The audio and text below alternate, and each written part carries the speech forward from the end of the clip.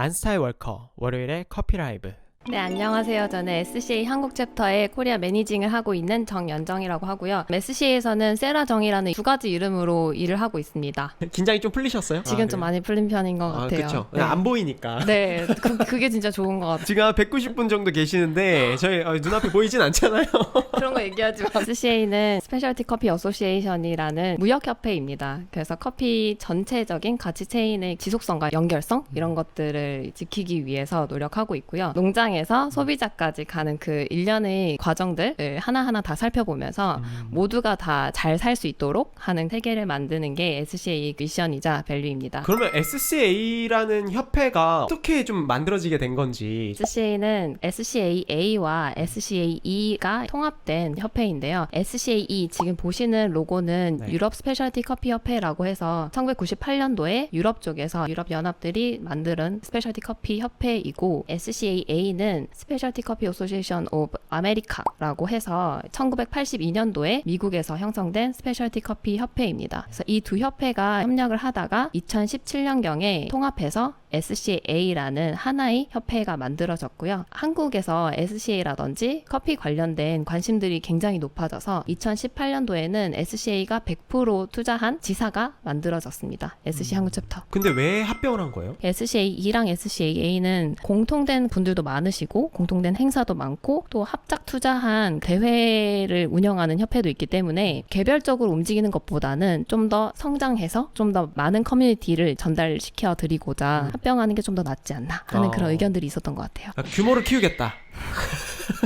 SCA 한국 챕터는 총 3개 위원회로 구성이 되어 있습니다. 교육위원회, 커뮤니티위원회, 그리고 대회위원회가 있고요. 이 위원회는 SCA 한국에 거주하는 유효 회원들을 대상으로 선거에 당선된 분들이 활동을 하고 있습니다. 임기는 기본적으로 2년이고요. 지금 현재도 각 위원회에서 위원님들이 계시고 전체 커뮤니티까지 포함해서 13분이 위원회로 활동을 하고 계십니다. SCA 교육위원회에서는 커피 스킬스 프로그램을 포함한 그런 교육 관련된 그런 내용들 관장하고 국내에 있는 트레이너나 교육 프로그램을 좀 더 홍보하는 그런 역할을 하고 있고요. 대회위원회 같은 경우에는 월드 대회에 출전을 할 수 있게끔 국내 대표 선발전을 진행을 하고 있습니다. 커뮤니티 위원회는 커피를 사랑하는 커뮤니티 공동체를 위해서 다양한 행사나 놀이, 세미나 이런 것들을 주최를 하고 있고요. KCC 대회 전문 운영팀이라고 있어요. 저희가 진행하고 있는 한국 대표 선발전 이름이 코리아 커피 챔피언십이라고 부르는데 이걸 약자로 KCC라고 부릅니다. 심사 같은 경우에는 대회별로 저희가 심사를 따로 나누어서 모집을 하고 있는데요. 기본적으로 월드 심사랑 동일한 기조로 필기 심사랑 실기 평가를 같이 진행을 하고 그 평가에 어느 정도 기준 이상 되시는 분들을 대회장에 모셔서 선수를 이제 심사하게끔 하고 있습니다. 그러니까 심사위원들 선발도 어느 정도의 테스트 과정이 있는 거네요. 네. 그림에 나오는 대로 SCA 본사와 한국 현지의 교육위원회와 대회위원회 그리고 커뮤니티위원회를 연결하는 게 어떻게 보면 SCA 한국 챕터 사무국의 역할이라고 할 수 있겠네요. 네, 맞아요. 그러면 지금 연정님께서는 SCA 한국 챕터 사무국 소속이신 거고요. 맞아요. 저희가 최근에 좀 많이 집중하고 있는 내용인데 커피 가격에 대한 부분입니다. 커피 가격이 많이 왔다 갔다 하는 과정이 있고 그것 때문에 산지라든지 전체적인 커피 체인이 불균형하게 성장을 하고 있고 커피를 바잉하거나 커피를 가지고 생계를 유지하시는 분들이 좀 위험해질 수도 있는 그런 상황인 경각심을 좀 부여하고 모두가 협조하기를 원하는 마음에서 저희가 이쪽으로 계속 연구를 하고 있습니다. 자격증뿐만이 아니라 다양한 일들을 하고 계시네요. SCA 협회에서. SCA 홈페이지에 들어가면 네. 리서치라는 메뉴 탭이 아예 하나 있어요. 그래서 그거 보면은 일반인들도 비회원도 확인할 수 있는 페이지인데 회원이면 더 많이 볼 수 있는 페이지가 그 안에 또 내삽이 돼 있어요. 그 자격증이 없어도 회원이 될 수 있는 건가요? 네, 그냥 돈 내면 가입할 수 있는.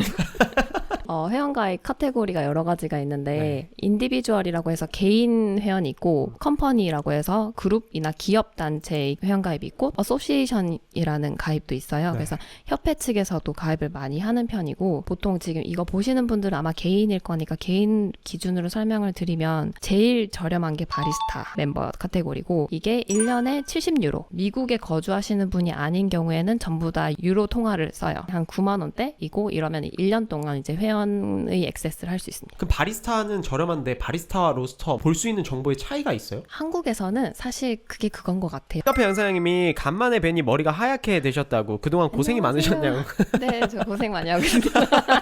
SCA에서는 연중에 2번 정도의 큰 커피 무역 전시회를 열어요. 유럽 같은 경우에는 월드 오브 커피라고 하는 전시회고 미국에서는 엑스포라는 전시를 하는데 2011년도에 월드 오브 커피를 진행하는 게 네덜란드 마스트리크트였을 거예요. 거기서 SCA 커피 디플로마라는 교육 프로그램이 처음으로 런칭이 됐고 그때 처음 개설된 과목이 바리스타랑 브루잉 앤 그라인딩이라는 과목이었어요. 그때 이제 지금 현재 SCA 교육 프로그램이라고 하는 디플로마 과정의 전신인데 이걸 제가 굳이 로고를 보여드린 이유가 SCA 통합할 때 미국과 유럽의 교육 프로그램을 통합을 했는데 이 통합의 기조가 유럽 쪽 거를 많이 가지고 왔어요. 그래서 그 틀이 유럽 교육 프로그램을 틀로 가지고 있고 5개 과목이 있거든요. Introduction to Coffee라고 하는 기초 과목을 제외하고 바리스타, 브루잉, 센서리 스킬, 그린 커피, 로스팅 이 5개 과목이 있습니다. 당시에 SCA에서 론칭했을 때는 레벨 1, 2의 개념이었는데 이게 아마 2017년인가 6년도에 파운데이션 인터미디엇 프로페셔널이라는 3단계로 나뉘어지게 됐어요. 그러니까 지금 발급하는 자격증들은 다 파운데이션, 인터미디어, 프로페셔널 맞습니다. 이렇게 나뉘겠네요. 네. 현재 커피 스킬스 프로그램, 그러니까 예전에 커피 디플로마 시스템에 있는 그 과목들이 그대로 SCA로 전환이 넘어왔고요. 과목 이름도 그대로예요. 바리스타 스킬, 브루잉, 그린 커피, 로스팅, 센서리 스킬. 그리고 이 파운데이션부터 프로페셔널까지 각 레벨마다 학점이 주어지거든요. 이 학점이 총 100학점을 달성을 하면 커피 디플로마라는 학위가 수여됩니다. 저 해당 과목들은 어떻게 배울 수가 있는 건가요? 뭐 인증된 학원에서 배울 수 있는 건가요? 이것도 SCA 2랑 AA 차이였는데요. SCA 2에서는 트레이너한테 자격을 부여했어요. 교육할 수 있는 자격을. 그리고 SCA A에서는 아예 그 학원, 교육할 수 있는 그 공간에 인가를 내줬었는데 아까 제가 말씀드렸다시피 SCA는 SCA 2의 그 교육 프로그램을 기조로 가지고 왔기 때문에 그대로 저희는 트레이너한테 인증 과정을 부여를 하고요. 교육 프로그램을 디벨롭하고 그걸 이제 AST들한테 전달을 골고루 하는 그런 역할을 가지고 있고 매번 이제 커피 산업의 성장이라든지 트렌드가 변화하는 거를 좀 빨리빨리 캐치해서 교육 프로그램에 녹이는 그런 작업을 하고 있습니다. 교육 프로그램 같은 경우에는 컨텐츠 크리에이터라는 그룹이 있어요. 네. 과목별로 위원회가 조성이 돼 있거든요. 이거는 대륙이나 이런 걸 좀 초월해서 구성을 하고 있고 과목에 어느 정도 인지도가 있는 분들, 책을 쓰셨거나 굉장히 오랫동안 이쪽에 관련해서 교육을 하거나 연구를 하셨던 분 위주로 구성이 되어 있고 이분들이 최소한 3분에서 많게는 한 10분까지 그러니까 구성이 돼 있어요. 그래서 1년에 한두 번 정도 이제 대면 미팅을 통해서 컨텐츠를 좀 업데이트를 하고 필기 시험이나 실기 시험을 어떤 걸 바꿔야 되는지 이런 것들 이제 수요 조사하거나 아니면 본인이 트레이닝했던 걸 바탕으로 수정을 하는 그런 과정을 거치고 있습니다. 이 자격증은 사실 교육의 시작이고 이 교육을 한번 들어보시면 아 내가 커피를 잘 하기 위해서 어떤 걸 더 해야 되겠다 하는 그런 인사이트가 좀 생기는 것 같아요. 그래서 혜택이라고 생각을 한다면은 내가 어디에 취직을 하거나 카페를 창업하겠다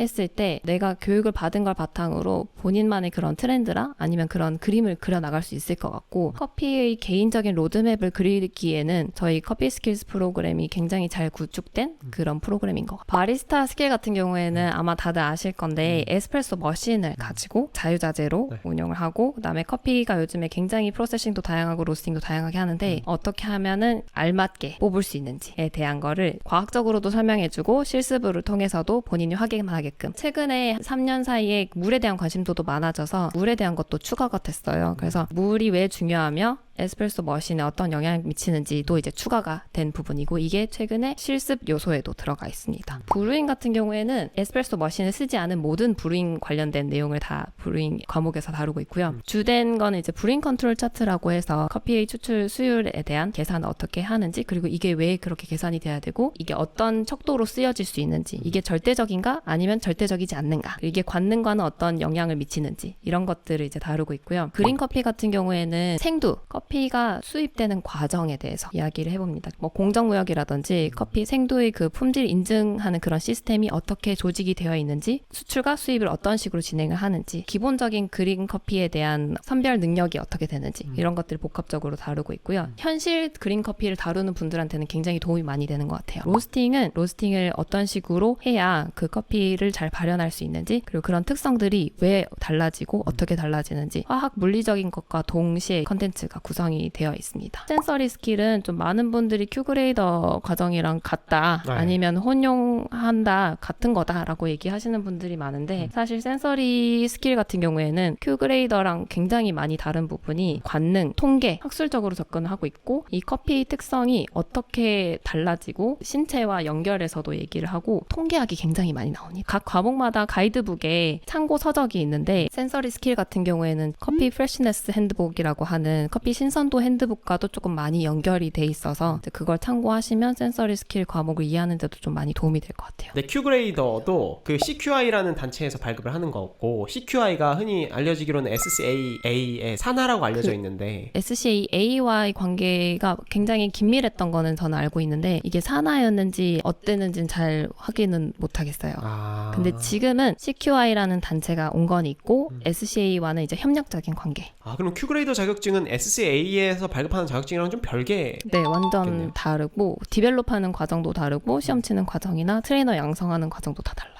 자격증 비용은 어떤 식으로 산출이 되는 건지. 커피 스킬스 프로그램 같은 경우에는 아까 말씀드렸듯이 컨텐츠를 디벨롭하고 가이드북을 업데이트하고 필기시험과 실기시험이 이제 항상 최신의 버전으로 유지하고 있는지 AST들이 그걸 다 인지를 하고 있는지 확인하는 그런 역할을 하고 있고요. 더불어서 트레이너들의 라이센스 관리와 인증서 관리를 하고 있습니다. 네. 여러분들이 혹시라도 SCA 교육 프로그램 많이 서칭을 했다면 학원마다 혹은 트레이너마다 금액이 좀 다르다라는 생각을 많이 하셨을 건데 SCA에서는 발급 비용과 시험 비용을 트레이너한테 청구를 하고요. 트레이너는 본인이 가지고 있는 컨텐츠들을 종합해서 커리큘럼에 맞게 교육을 합니다. 똑같은 센서리 스킬이라는 가이드북을 가지고 교육을 하더라도 만약에 이걸 교육하시는 분이 엄청나게 한 20년 전부터 산지를 돌아다니면서 센서리에 대한 혹은 내가 세미나를 많이 들었다거나 아니면 거기에 대한 학위를 가지고 있다면은 아무래도 저희 가이드북에서 제안한 그 내용의 거의 200%를 활용하시는 트레이너분들이 계실 거잖아요. 그래서 그런 분들은 나눌 것도 많기 때문에 아마 교육을 전달할 때 대학교 수준으로 되게 빡세게 하시는 분들도 있을 건데 그런 분들과 최소한의 그런 정보만 전달해 주시는 트레이너분들은 금액 차이가 날 거예요. 근데 그거는 저희가 AST 재량으로 이제 남겨두고 있고요. 다만 그 AST 분들이 최소한 저희 가이드북에 있는 내용은 다 전달을 할 수 있게끔 AST 칼리브레이션 프로그램이라든지 SCA 본사에서는 요즘에 코로나 때문에 유튜브를 통해서 컨텐츠들이 이만큼 업데이트가 되어 있으니 학생들한테 이 정도는 전달해 주셔야 된다라는 정보를 좀 전달해 드리고 있어요. 바리스타 수업하는데 어떤 분은 열의가 넘치셔가지고 한 3가지 이상의 머신을 가지고 학생들한테 비교하시는 분들도 계시고 네. 머신 하나로 이제 뭐 한 15명이 수업하게끔 하는 분들도 계실 것 같고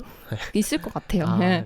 그런 경우에는 좀 그 책정 범위가 다르겠죠. 아무래도 가격이 비용이 다르겠네요. 네. 저희가 이제 최소한의 그 학생 수는 AST 한 명당 몇 명이어야 된다라고 과목별로 지정을 해두고 있고 네.